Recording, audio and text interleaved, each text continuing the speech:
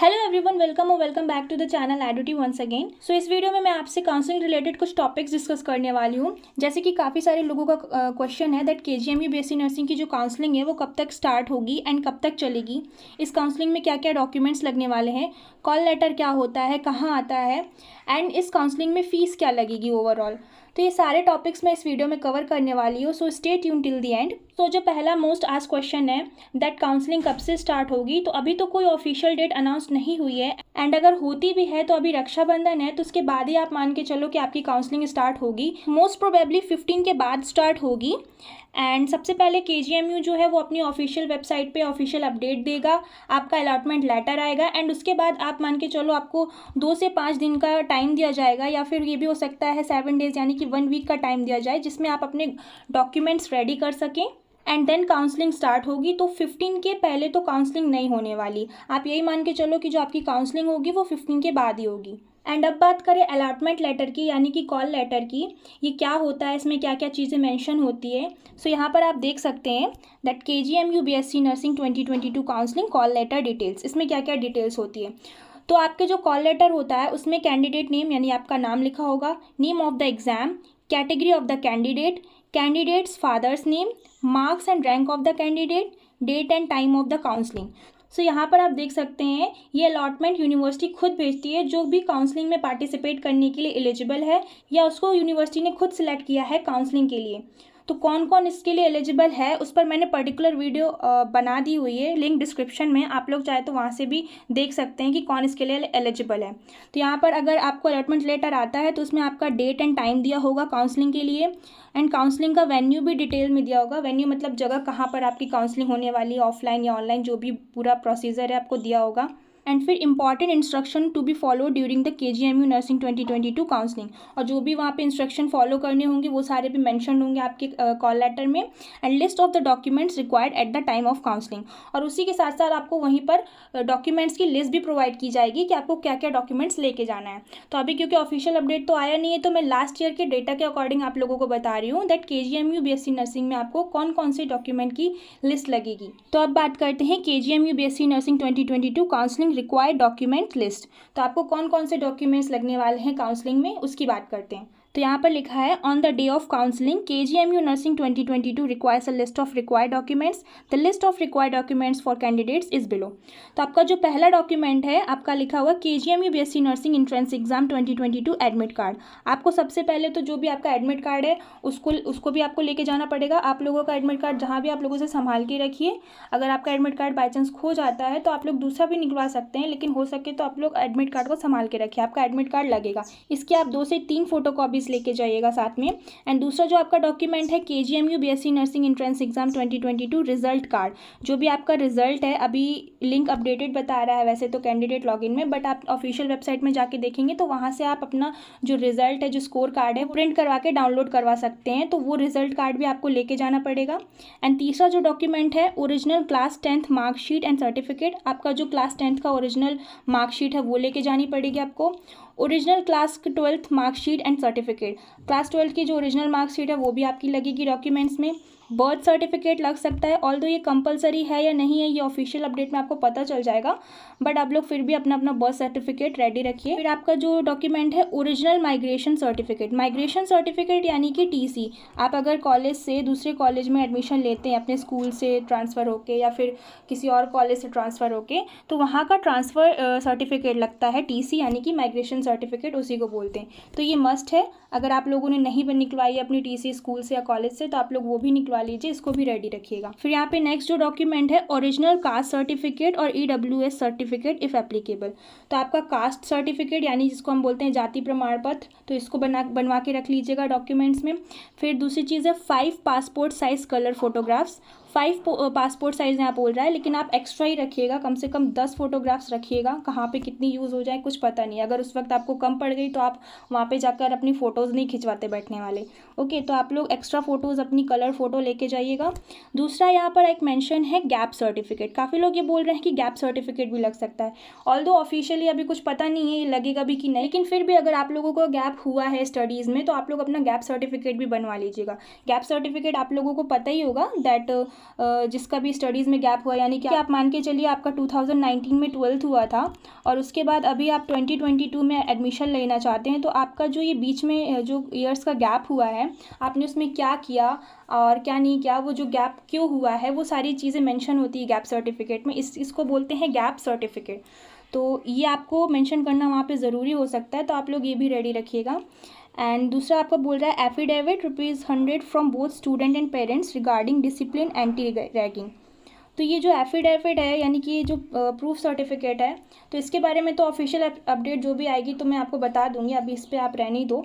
And दूसरी चीज़ बोल रहा है valid ID proof, Aadhaar card, PAN card, voter ID, passport, driving licence, ये जो भी लिखे हैं स्लैश में आपके जो भी, इनमें से कोई एक वैलिड आईडी प्रूफ आपका होना चाहिए साथ में।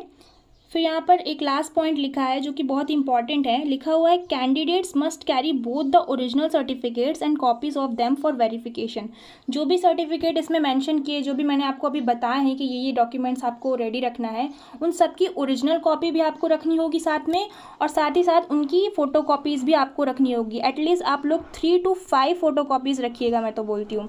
इवन हो सके तो और ज़्यादा भी है तो अच्छी ही बात है, बट 3 to 5 फ़ोटो कॉपीज़ आप लोग साथ में ज़रूर रखिएगा एंड ओरिजिनल सर्टिफिकेट्स भी रखिएगा। फिर लिखा है the next round of counselling may be cancelled if any candidate forgots to present a required document और इट्स ओरिजिनल।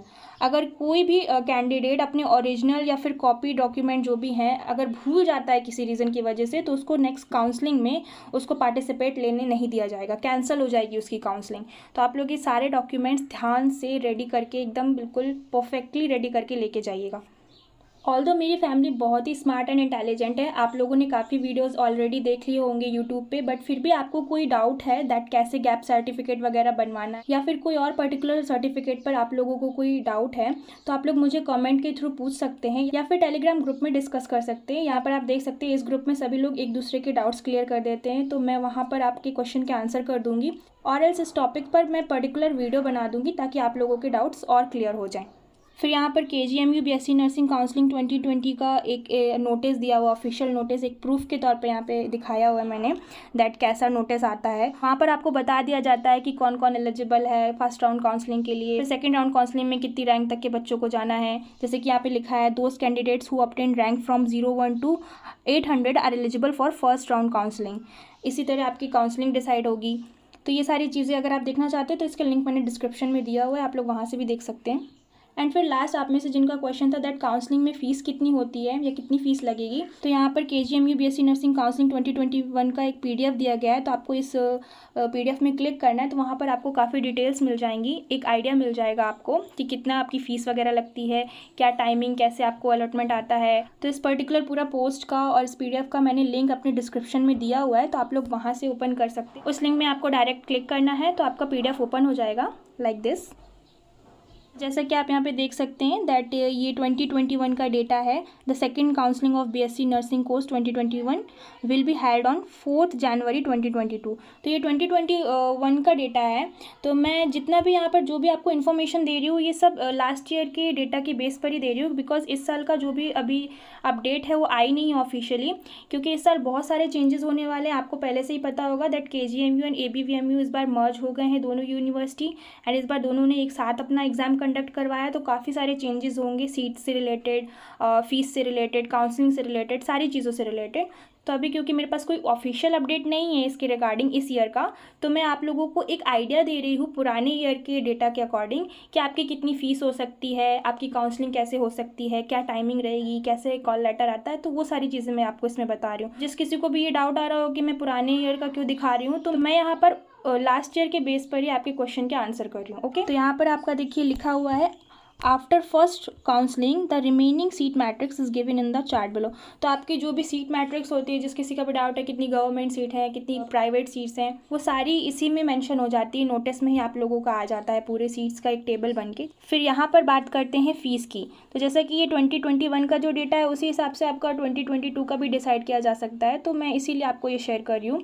तो यहाँ पे आप देख सकते हैं, a non refundable fees of ₹300 in the form of bank draft in favour of finance officer king George medical university UP Lucknow payable eight Lucknow.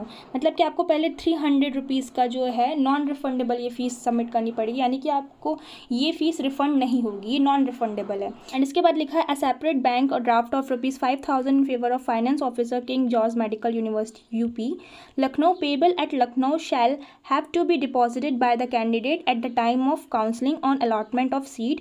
If you are not allotted a seat in counseling, the bank draft of ₹5,000 will be refunded.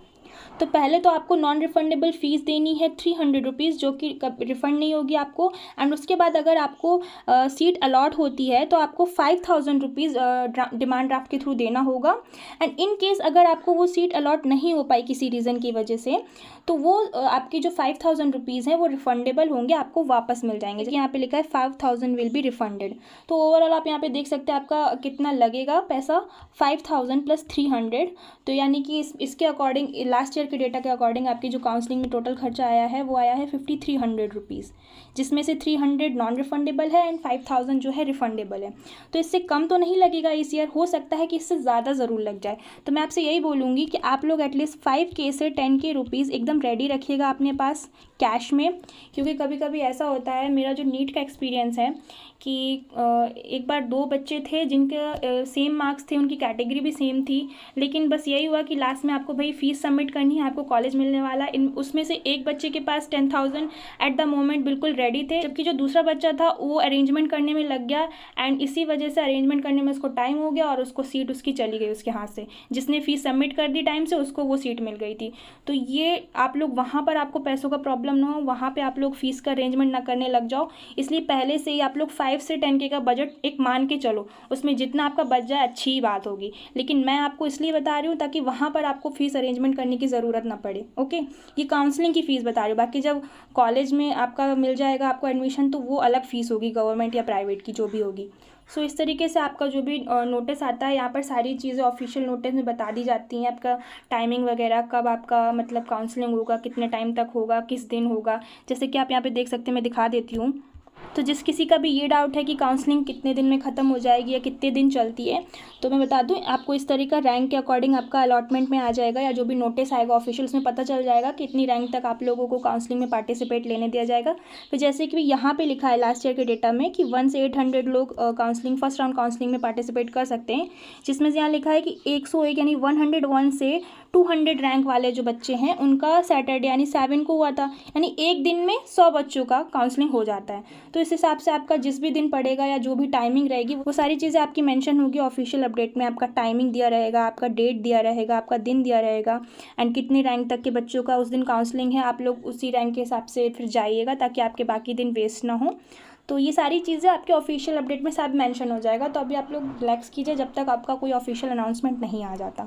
And जैसे भी कोई official announcement आती है regarding to आपका counselling या merit list, मैं आप लोगों को अपने वीडियो के थ्रू और टेलीग्राम चैनल के थ्रू अपडेट करती रहूँगी। So if you like this video then don't forget to like, subscribe and share, and also press the bell icon for more update. Thank you for watching this video. See you guys in my next video. Till then bye bye.